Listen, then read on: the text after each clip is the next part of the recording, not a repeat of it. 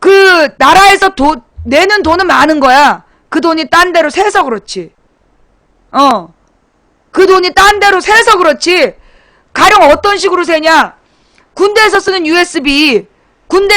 USB를 그 5천만 원을 주고 구입을 했다. 몇 개 샀냐? 그랬더니 50개 샀대잖아. 그래서 그 USB 얼마씩 주고 샀냐 했더니 99만 원씩 주고 샀다고.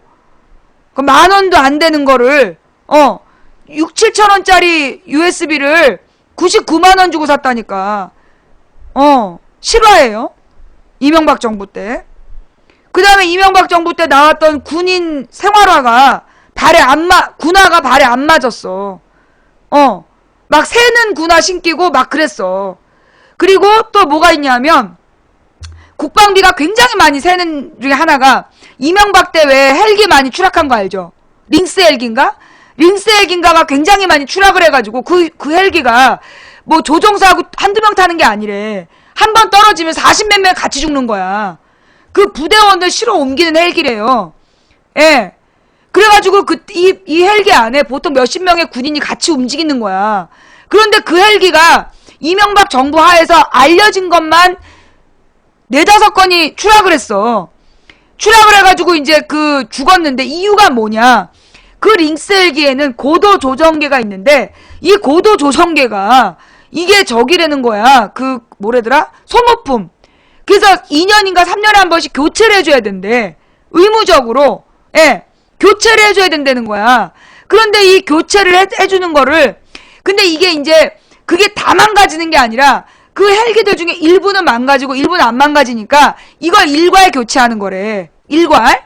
자, 거기서 근데 그 기계 한 대가 기계 하나 기계 링이 아니야? 모르겠어. 한번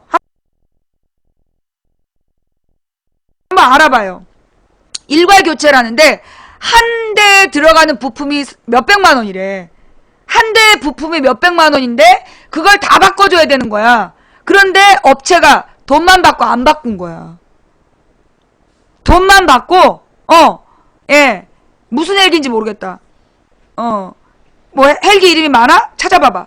실화야. 하여튼 그 부품을 교체를 해줘야 되는데 대당 수백만 원씩 돈만 받고 교체를 안 해준 거야. 교체했는지 안 했는지 모른다고. 그래서 죽은 거야. 그래서 이명박 때 그 헬기가 계속 사고가 났어. 추락하는. 그렇게 새는 돈이 우리나라 국방비가 그렇게 많다는 거예요. 그 새는 돈이. 그래서 우리 국방개혁이 꼭 필요하다는 얘기야. 그런데 국방개혁 해야 된다 그러면 누가 반대할까? 국가기밀을 누가 떠드는가? 누가 제일 먼저 그래? 새누리당이 계속 그러잖아. 정보에 대한 것도 공개하면 안 된다. 국방에 대한 것도 공개하면 안 된다. 계속 우기면서 지들은 군대도 안 가. 지네는 군대도 안 가면서 뭐 움직일 수 없는 국방이다 막 이러면서 병새끼들 지네 자식들은 최외국인이고 나는요 우리나라에 그 법을 만들어야 된다고. 의무병 제도를 없애든지. 그래서 지금은요 서민의 자녀만 군대를 다 간다니까. 지금이야 옛날에도 그랬지만 아니 봐봐요. 지금 이번에 임병장 사태 한겨레 그 그림판 잘 나왔더만. 임병장은 지옥으로 가는 길이었잖아 군대가. 그리고 막 5명을 죽이고 12명을 부상시키고 그리고 이번에 이 추적 과정에서 또 다른 부상자가 발생했어. 누구는 그렇게 족뱅이 구르다가 사고 날 때 관심사병 A등급인데 실탄 지급받아서 GOP 근무할 때 누구는 같은 기간 동안에 군대에서 학위 따갖고 나와. 누구는 같은 시간에 가서 학위를 따갖고 나와. 문창극이만 학위를 딴 게 아니었어. 안행부 장관? 문창극이만 그런 게 아니라 안행부 장관은요 석사 박사까지 땄대요. 30 몇 개월 동안. 30 몇 개월 동안 정말 이번에 임병장 문제를 가지고 우리가 봐야 될 게 뭐냐. 현재는 서민의 자녀만 군대를 가. 그리고 뒷백이 있는 놈들은 군대에서 학위 따가지고 나와. 이게 말이 되냐고. 이게 말이 돼? 할 말은 많은데 지금 시간이 5시 반이야. 3시간이 넘게 방송을 했기 때문에 두 가지만 빨리 얘기하고 내일 또 이어갈게. 이 얘기는 내 임병장 사건과 관련돼서 내일 다시 얘기할 거예요. 그 다음, 자, 여론조사 조작 의혹 얘기 알아요? 새누리당 당대표 경선을 하는데, 김무성 측에서 지난주 금요일날 서청원이 1등한 여론조사 결과를 누가 발표를 했는데, 그게 조작이다! 이러면서 터뜨렸어. 그러니까 서청원이가 우리는 그런 조사를 의뢰한 적도 없고 발표한 적도 없다! 그런 거야. 그래서 김무성하고 서청원하고 서로 여론 조작했다라고 막 쌈박질하고 있거든. 그런데 이 수법이 그거 이명박이 썼던 수법이야. 이명박 때. 응? 무슨 얘기냐 하면 내가 그 지난주에 얘기했잖아. 어느 추석을 앞두고 이명박 지지율 50%라고 대대적으로 언론 보도가 나왔어. 2개 언론사에서 조사를 했는데 이명박 지지율이 50%가 넘는다고. 근데 그때 이명박이 2010년에 완전히 2011년인가 10년이었는데 길에서 누구나 개새끼 욕할 때였어. 특히 그때 배추 한 폭에 12,000원 할 때라서 마트에 가니까 아줌마들도 다 욕을 할 때였어. 그런데 그때 이명박 지지율이 50%라 해서 이거 뭔가 지지율 수상하다면서 내가 이제 시비를 걸면서 물가 얘기를 해갖고 추석 내내 물가가 완전히 언론의 뉴스의 중심이었다? 추석이 딱 끝난 다음에 2개 여론조사 기관 중에 하나가 우리는 그런 조사 한 적 없다고 발표를 한 거야. 이게 여의도 연구소에서 2개 여론조사에다가 의뢰해서 했다면서 발표했었던 거였거든. 새누리당 술수예요. 그 여러분이 가끔 볼 때 박근혜 지지율이 높을 리가 없는데 높잖아. 항상 보면 그 조사 기관이 수상한 데야. 항상 보면 그 조사 기관이 수상한 데야. 그래서 갑자기 박근혜 지지율 높다고 나와. 그러면 그 다음에 진짜로 조사해보면 실제로는 막 40%대 지지율인데 50% 넘게 나와. 이유가 뭐냐? 이게 사회심리학 실험에 나온 거예요. 여러분 내가 권해주는 책 지식채널 2라는 거 있잖아. 지식채널 2 시리즈가 있어요. 나는 그 지식채널 2 시리즈 출판사가 진짜 웃긴 새끼들이라고 봐. 지금도 그거 묶음 판매해요? 지식채널 2를 1권, 2권, 3권까지 사고 싶으면 3권까지만 사야 되잖아. 근데 이 새끼들이 꼭 묶음 판매를 한다? 반드시 묶어서 사야 돼. 아니 해리포터 시리즈도 그렇고 다 전부 다 따로따로 각권 살 수 있는데 왜 묶음 판매하고 지랄이야? 이유가 뭐냐? 요게 3권까지의 PD하고 4권부터가 달라. 3권까지의 PD하고 4권부터 PD가 달라. 그래갖고 내용이 조금 전투성이 사라졌어. 그래서 내가 1권부터 3권까지만 보라고 그러는 건데 1권부터 3권까지를 보시면요 이런 얘기가 많이 나와요. 그래서 지식채널 2 시리즈에 1, 2, 3권 보기. 예, 이제 낙권 파나요? 요즘엔 낙권으로 팔아요? 다행이네요. 예. 중고는 저기지. 저 서점에서 이렇게 묶음 판매하는 게 아니잖아. 헌책방 같은 데 가면 많이 살 수 있을 건데, 네. 그 낙권 판매, 하여튼 1, 2, 3권을 보세요. 1, 2, 3권을 보면, 거기 나오는 내용 중에 하나야. 뭐냐? 가령 이제 한 명의 피실험을 놓고 8명이 같이 앉아있어. 그리고 한 명이 문제를 내는 거야. 분명히 긴 까만 선과 긴 까만 선과 짧은 하얀 선을 두고 약간 짧은 하얀 선을 두고 어느 쪽이 더 기냐라고 물어봐요. 그럼 내가 볼 땐 긴 선이 더 까만 게 더 길잖아. 그런데 나머지 8명이 먼저 다 흰색이 길다 그래. 흰색이 다 길다 그래. 그러면 나는 그게 깜장색이 더 긴 게 분명히 내 눈으로 볼 때 깜장색이 더 길어. 근데 뭐라고 대답하는지 알아요? 흰색이라고 대답을 하는 비율이 몇 프로? 나는 깜장색이 더 길다고 생각하는데 나 말고 8사람이 전부 다 흰색이 길다 그러니까 흰색이라고 대답하는 비율이 몇 프로? 85%가 넘어. 87%인가야. 85% 이상이 흰색이 더 길다라고 대답을 한다는 거야. 자기가 보는 100% 진실을 놓고 옆에 있는 사람이 다 같이 흰색이 길다 그러면요. 따라서 대답하는 게 그게 80 몇 프로야. 그게 사회심리학 실험 결과야. 그래서요. 이걸 바탕으로 해서 누가 이명박이 여론 조작을 통한 여론 조사를 한 거야. 여론 조사라는 이름의 여론 조작을 한 거야. 이명박이 대통령이 된 방법도 그거예요. 원래 실제로 조사하지 않아 놓고 이명박을 지지하는 사람들이 늘고 있다. 이렇게 먼저 탁 설레발을 쳐. 그리고 조사하면 좀 늘어. 그 다음엔 지지율이 더 올라가고 추격하고 있다. 뻥치고 조사하면 올라가고 있어. 그렇게 해가지고 나중에 어떻게 했냐. 박근혜를 여론 지지율이 막 뭐 박빙이다.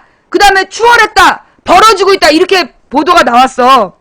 그런데 나중에 그래갖고 박근혜가 화가 나가지고 질문을 까라 그런 거야. 질문 내용이 뭐냐.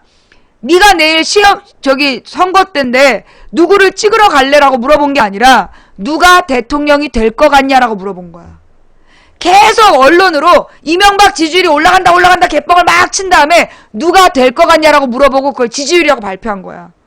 그게 여론조사라는 이름의 조작이라는 거예요. 그래서 내가 여론조사 결과를 믿지 말라는 거야. 이게 이제까지 이 새끼들이 그런 식으로 여론 조작을 하고 그 조작을 이제까지 밀어붙인 거예요. 예. 좌우지간 이번에 또 김무성 서청원 사이에서 여론 조작하다 딱 걸렸어. 누가 범인인지 찾아내야 되겠죠? 예. 마지막 하나 다루지 못한 뉴스가 뭐냐면 730 재보선에 권은희 시민후보 추대운동이 벌어졌다면서요? 예.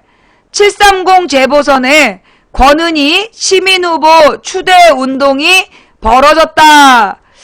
라는 뉴스를 봤어요. 네. 안타까운 건 뭐냐 하면, 안타까운 건, 이 뉴스가 먼저 나왔다면, 예.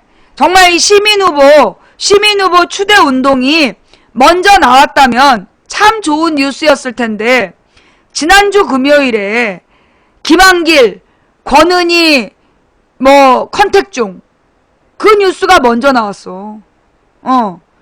김한길 대표가 권은희 과장을 만나서 설득 중이다. 재보선 출마를 권유한다. 그런 뉴스가 지난주 금요일날 먼저 나왔어. 그 뉴스만 없었다라면 이 시민후보 추대운동이 대박을 칠 수 있었을 텐데, 예. 또 미리 초를 친 거야. 과연 이 시민후보 추대 움직임이 확실하게 권은희 과장을 띄울 수 있을지는 이 시민후보 추대 움직임에서 김한길 빠져!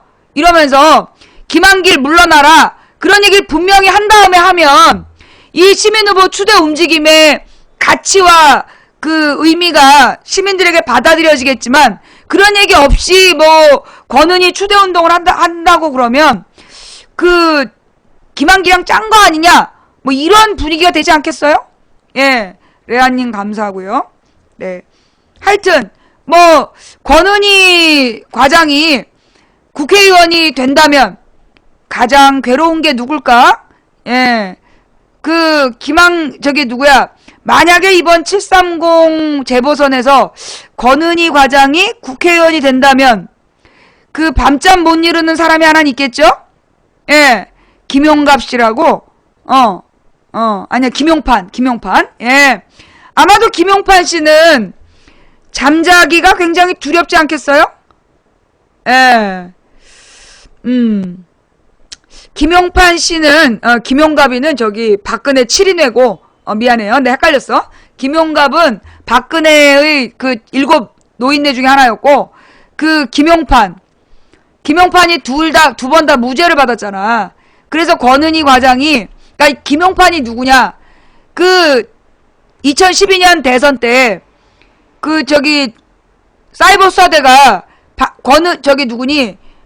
댓글을 달았다라는, 국정원 직원들이 댓글 달았다는 증거를 잡았는데, 그거 지우라고 시키고, 그리고 증거인멸을 지시했다라는 의혹을 받은 사람이잖아. 그런데, 구체적인 지시를 했다는 증거가 없다 이러면서 무죄를 2번 받았단 말이에요. 근데 지금 국정원 특검 했어, 안 했어? 안 했죠. 만약에 권은희 과장이 재보선 나가서 특검에 투입된다면, 그러니까 일단 재보선 나가서 당선돼야 되겠지? 당선된 다음에 만약에 국정원 특검을 하게 된다면, 야, 이거 보통 문제가 아니죠. 자, 하여튼 뭐 어떻게 될지 두고 봅시다. 네, 어떻게 될지 두고 보고, 예, 그래서 어쩌면 최선을 다해서 권은희를 낙마시키려고 하겠죠. 예, 일대 격전이 벌어질 것 같아요. 네, 서초구 규리맘님 감사하고요. 앞으로 벌어질 일, 이 시민 후보 추대운동, 야, 이 새끈했는데 김한길이가 또 초를 쳤어. 자, 오늘 방송은 여기까지 할게요. 자, 오늘 방송 어떠셨어요? 볼만 하셨나요? 네. 망치부인 방송 볼만 하셨어요? 이거 최경환 이것도 봤어야 됐는데. 내일 또 시작할게요. 오늘은 내가 계속 뉴스만 한 것 같은데? 그지? 딴 얘기 안 하고 계속 뉴스만 했는데 시간이 이렇게. 알바 팀장님 감사하고요. 월요일은 뉴스가 너무 많아. 그래요. 오늘 볼만 하셨어요? 얼마나 볼만 했나? 2,843명. 아까 3,000명 넘어가던데. 3,500명이 보는 거 봤는데. 그지? 아까 3,500명 봤지? 그런데 추천은 3,000개가 안 돼. 알지? 바람바오님 감사하고요. 오늘 재미있게 봐놓고 추천 안 하고 튄 인간들. 너네 중요한 순간, 가장 사랑하는 사람과 처음으로 분가분가 하는 날, 침대에다 녹색 설사를 할지어다. 우린 침대에서 안 해. 차에다 할 거야. 새 차에다가 녹색 설사 할지어다. 자, 예. 저주를 내리노라. 예. 낮에 제가 설사하는 거 저 추천했는데 설사해요. 낮에 분가분가 하는 거 아니잖아. 바람바오님, 흥분하면 멸망님 감사하고요. 홀미사님 감사하고요. 망부대통령님, 홀미사님 감사합니다. 예. 이분 뭐 하는 사람임? 그냥 집에서 밥은 못하고, 심심해서 방송하는 아줌마야. 둥근달님 감사합니다. 막걸리나님 감사하고요. 자, 오늘 방송 여기까지 할게요. 자, 이제 간신히 3,000개 넘었는데, 아까 다녀간 500명은 댓글 부대야? 신당동 트윈스님, 키스레드님, 딩구리양님, 감사합니다. 자, 처음부터, 오늘 시청해주신 모든 분들께 감사드리고요. 추천해주신, 처음부터 끝까지 시청해주신 여러분 더 감사드리고요. 추천해주신 3,077분께 감사드리고요. 더해피님을 비롯해서, 이제까지 후원해주셨는데, 달새또님과 함께, 후원해주셨는데, 제가 일일이 인사 못 드린 모든 분들께 감사드립니다. 대전 지우아빠님도 감사드리고요. 자, 오늘 방송 여기까지 할게요. 각방에서 고생하신 매니저님들 고생하셨습니다. 다음 방송은 내일 낮 1시! 앞으로는 이제 1시에 시작해서 5시에 꼭 끝내려고. 1시에 시작해서 5시에 꼭 끝내려고요. 예. 들꽃 같은 여인님 감사합니다. 네. 내일 낮 1시야. 1시부터 5시. 왜냐하면 우리 딸내미를 5시에 밥을 줘야 되기 때문에, 내가 앞으로 이번 주부터 1시부터 5시. 5시에 꼭 끝내야 돼. 우리 딸 밥 줘야 되니까. 예. 자, 지금까지 도봉구 창동사는 불량주부 망치부인이었습니다. 내일 낮 1시에 만나요. 감사합니다.